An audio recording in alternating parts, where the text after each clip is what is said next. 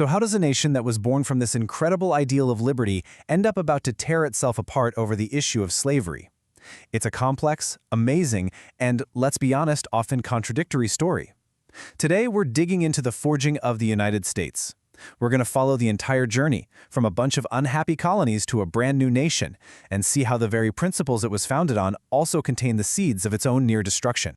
All right, here's how we're going to break this down. Our story's got 5 main parts. First, we'll look at how they scattered colonies even started to think like revolutionaries.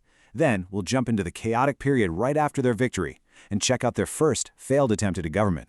From there, we'll dive into the secret debates that created the Constitution, watch that new government come to life, and finally, see how the nation's push westward basically became a countdown to the Civil War.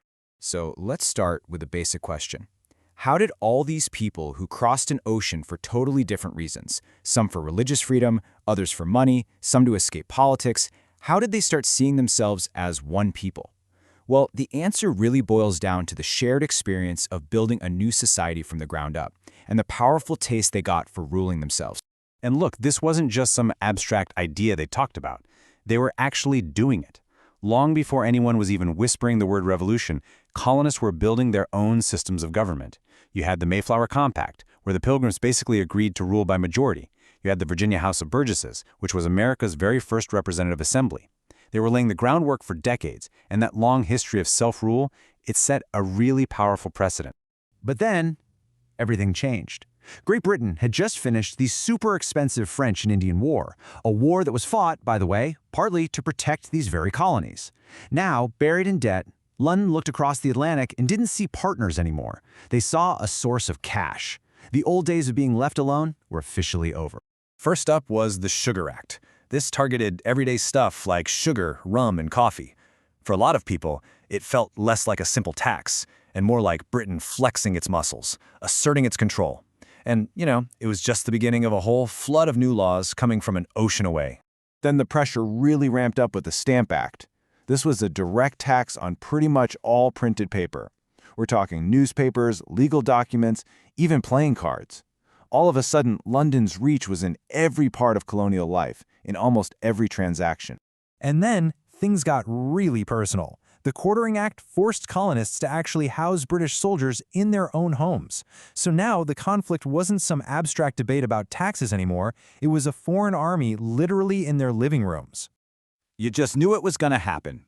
Tensions finally exploded into violence. In 1770, British troops fired on a hostile crowd in Boston, and 5 colonists were killed. People like Samuel Adams immediately labeled it the Boston Massacre, and it became this powerful piece of propaganda, turning what was basically a street fight into a story of martyrs for liberty. This one simple phrase, it captures the heart of the entire argument. The anger wasn't really just about the money. It was about the principle of the thing.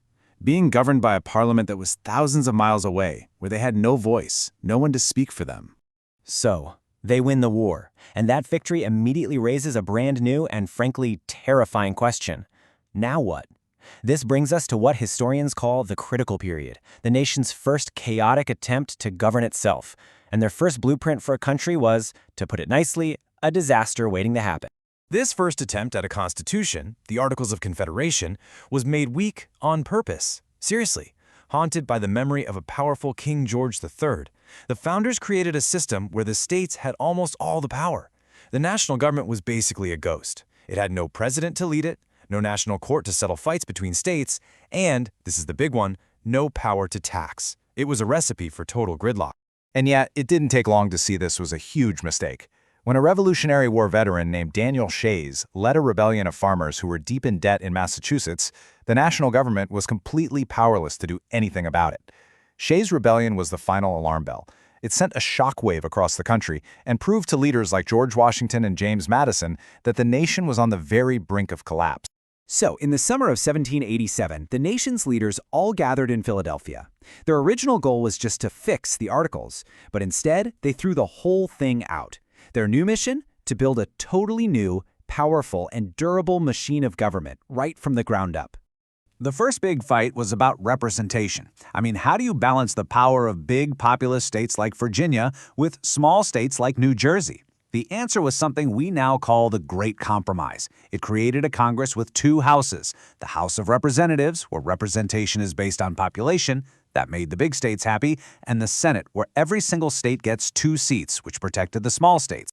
But this solution created a really dark and fundamental problem.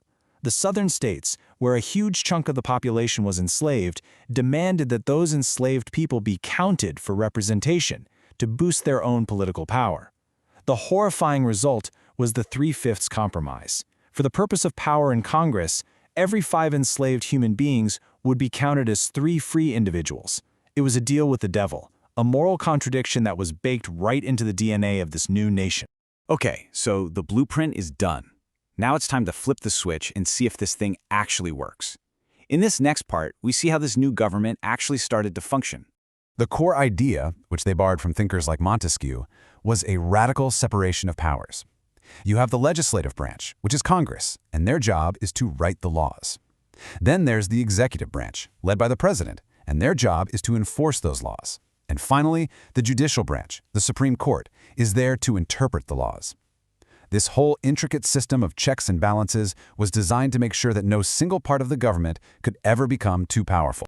But a lot of Americans still weren't sold. They were worried that they had just traded one powerful, faraway government for another one.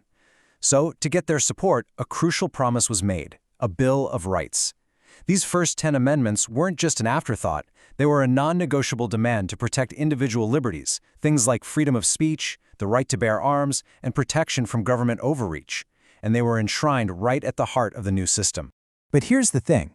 The experiment wasn't over. Not even close. As the new nation started to push westward, it was forced to face that fundamental contradiction it had tried so hard to ignore.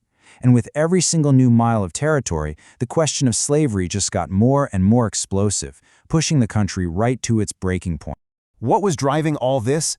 An idea called manifest destiny. This powerful, almost religious belief that America was simply destined to stretch all the way across the continent. But this destiny came with a poison pill. Every new square mile of land forced the exact same explosive question. Is this going to be free soil, or is slavery going to expand right along with the flag? For decades, Congress just kept trying to put a Band-Aid on this massive wound with a series of really fragile compromises. Back in 1820, the Missouri Compromise drew a line across the country trying to keep the balance between slave and free states. Then in 1850, another desperate deal was struck. But by the time you get to the Kansas-Nebraska Act in 1854, which led to a bloody proxy war out in the territories, it was clear these were just delaying the inevitable. Each temporary fix only made the final breakdown more certain. Then, in 1857, the Supreme Court basically lit the fuse. In the infamous Dred Scott decision, the court declared that African Americans had, quote, no rights which the white man was bound to respect. It ruled that Congress had zero power to stop the spread of slavery into any territory. With one devastating ruling, it just blew up every single compromise they had ever made and gave the highest legal approval to the Southern cause. And that leaves us right here, at the edge of the abyss. The compromises had failed. The courts had failed. The entire political system had been pushed to its absolute limit. The nation's founding promise of liberty was now facing its ultimate test. Could it possibly survive while holding millions of people in bondage? The answer, as we know, wouldn't be found in debates or in laws, but in the fire and blood of civil war.